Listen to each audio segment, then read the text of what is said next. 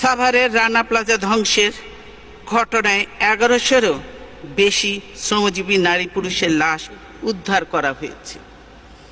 কতজন মর্মান্তিক মৃত্যুবরণ করেছে তার কোনো সঠিক হিসেব নেই।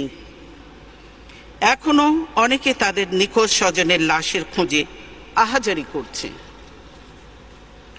অনেকে অঙ্গহানি হয়ে মৃত্যুর সঙ্গে পাঞ্জা লড়ছে।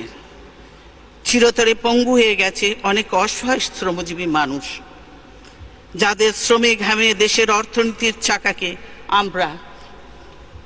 আমরা সচল রাখি। বাংলাদেশের ইতিহাসে এত বড় মর্মান্তিক ভবন ধসের ঘটনা অতীতে আর কখনো ঘটেনি। আর এর আগে তাজরিন গার্মেন্টসের ভয়াবহ অগ্নিকাণ্ডে 113 জন কর্মী জ্বলে পুড়ে অঙ্গার হয়ে গেছে।